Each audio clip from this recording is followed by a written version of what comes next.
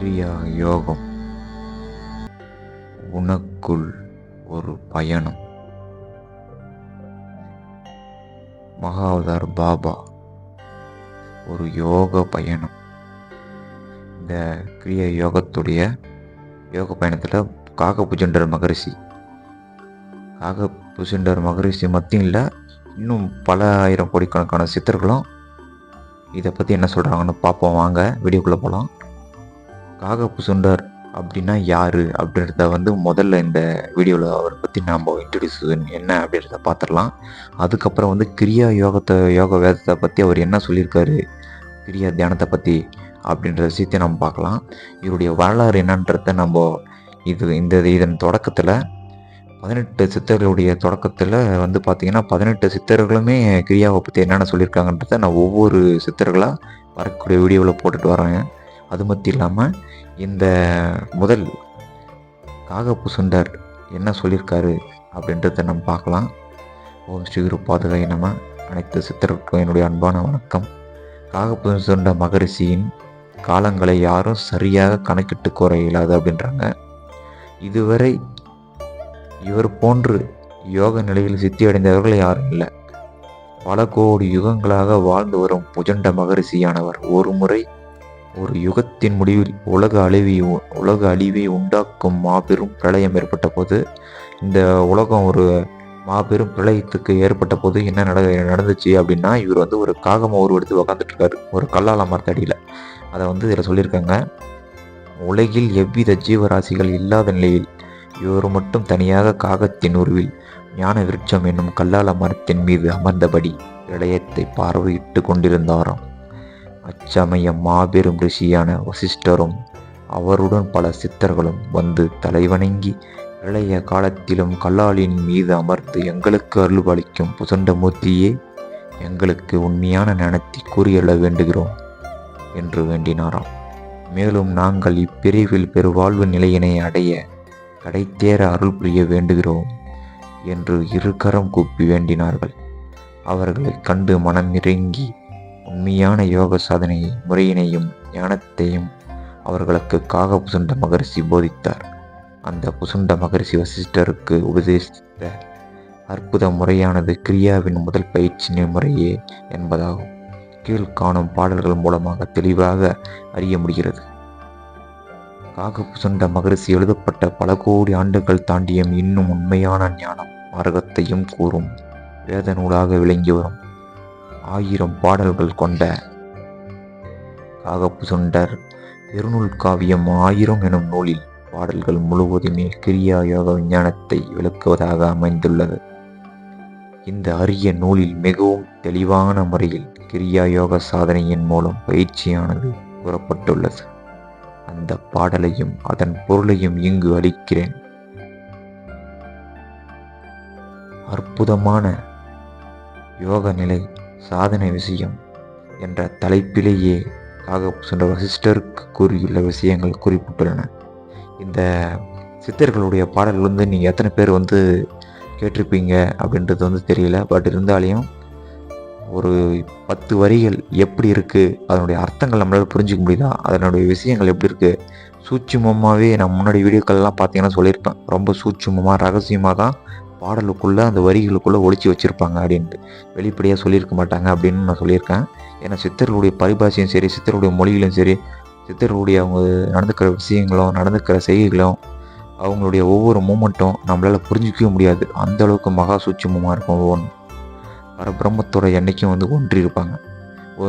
இருந்த இடத்துலேருந்தே தன்னுடைய ஞான திருஷ்டியில் ஒருத்தர் நம்மளை தேடி வரான், எதுக்காக வரான்ற விஷயத்த முன்னாடி தெரிஞ்சு வச்சுருப்பாங்க, எங்கே இருக்கான்றத தெரிஞ்சு வச்சுருப்பாங்க.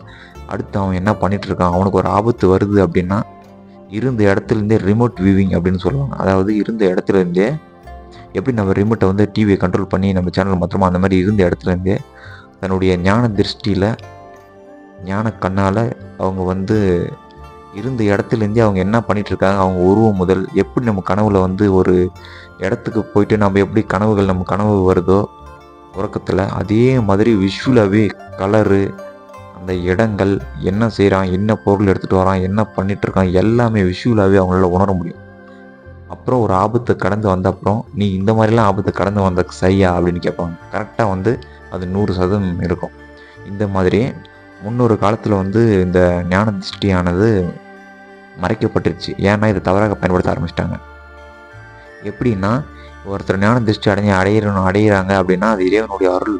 பரிபூர்ணமாக தன் சுயநலத்துக்காக அதை பயன்படுத்தாமல் எந்த ஒரு பொன் பொருள் மேலே ஆசைப்படாமல் இருக்கிறவங்களுக்கு மட்டும்தான் அது வந்து சித்தியாகும். அது மட்டும் இல்லாமல் அவங்களுக்கு தான் அந்த இறைவன் ஆகப்பட்ட அந்த சூட்சும ரகசியங்களும் அருள் வரும்.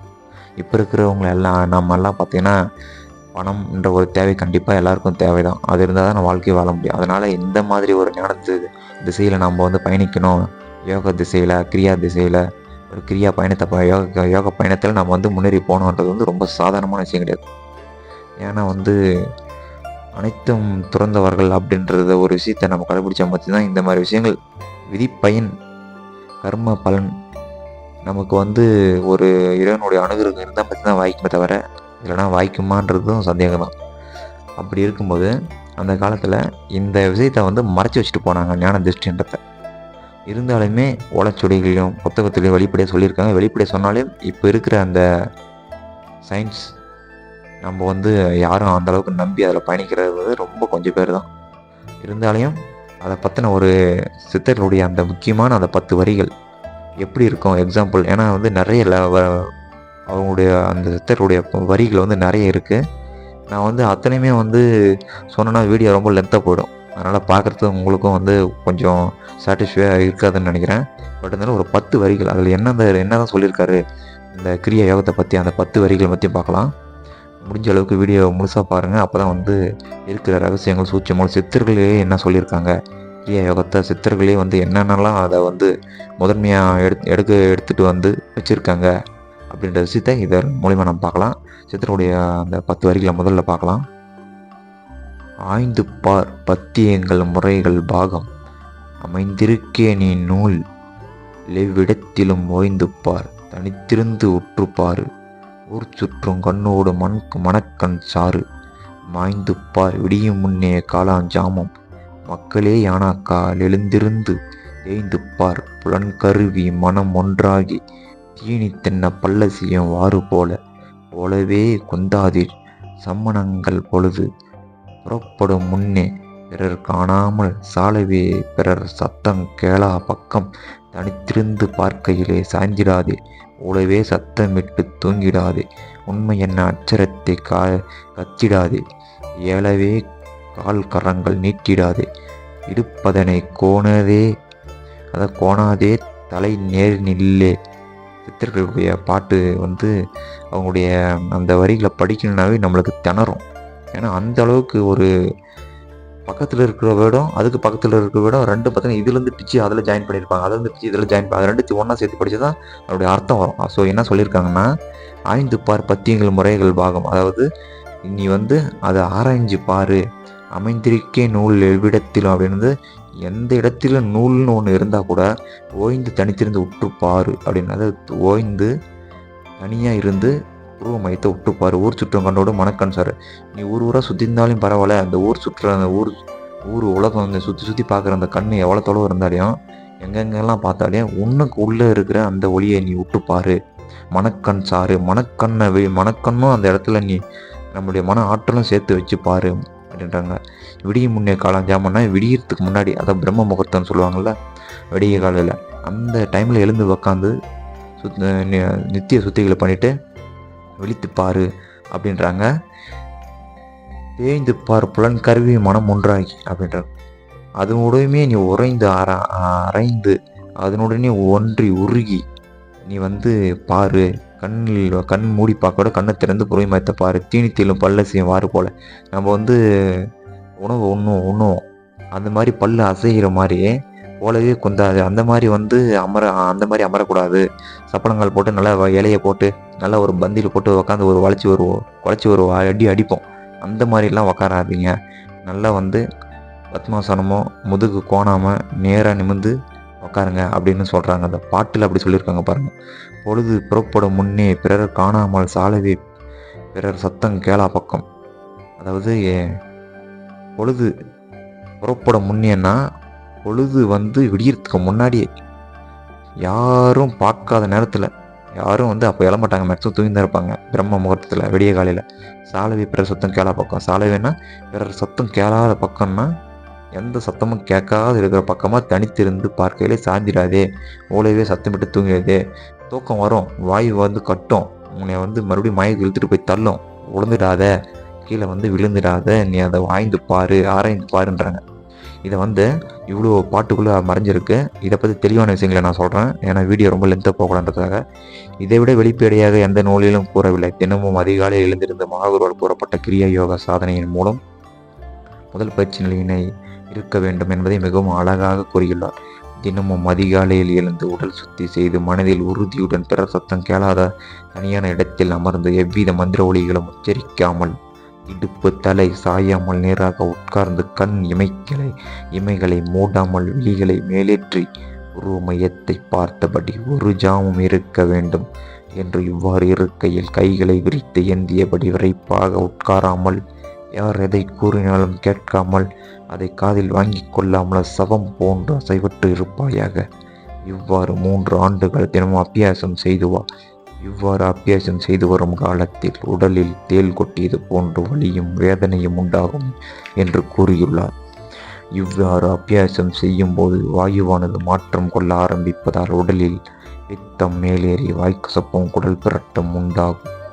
உடலில் ஒவ்வொரு மூட்டுகளிலும் வலியும் வேதனையும் தலைவலியும் உண்டாகும். மேலும் கண்கள், கழுத்து போன்ற இடங்களில் வேதனைகள் உண்டாகும். இவ்வாறு எது நடந்தாலும் யோகியருக்கு மருந்துண்டு வைத்தியம் செய்து கொள்ளக்கூடாது. இவ்வாறு மன உறுதியுடன் 3 வருடங்கள் செய்து வர சுவாசம் என்னும் வாசியானது ஒடுங்கி கபாலம் நோக்கி பாயும். நாம வாயுவை இயற்கைக்கு மாறாக செலுத்த வேண்டியதில்லை, அது தானாக பாயும்.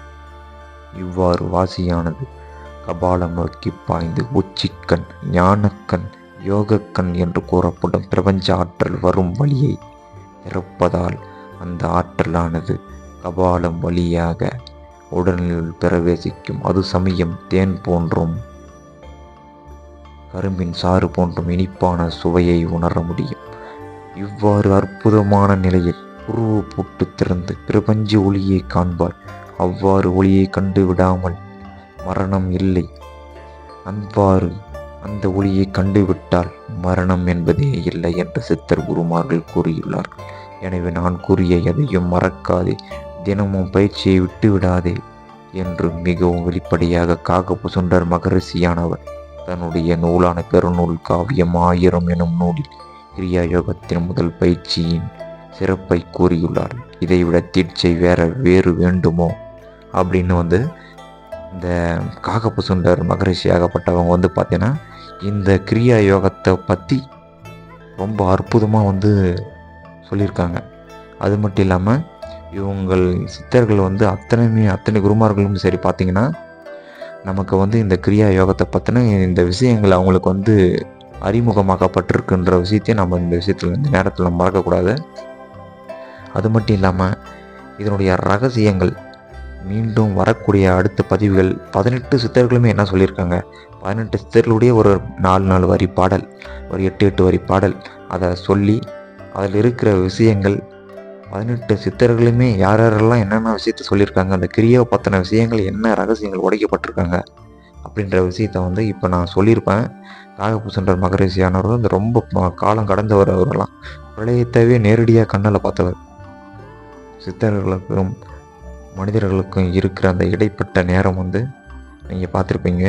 மீண்டும் அடுத்த பதிவில் வந்து இன்னும் சுவாரஸ்யமான விஷயத்தோடு நம்ம சந்திப்போம். நற்பவி அனைவர் வாழ்விலும் சுபம் உண்டாகட்டும். ஓம் ஸ்ரீ குரு பாதுகாய நம. மீண்டும் அடுத்த பதிவில் சந்திப்போம். நன்றி.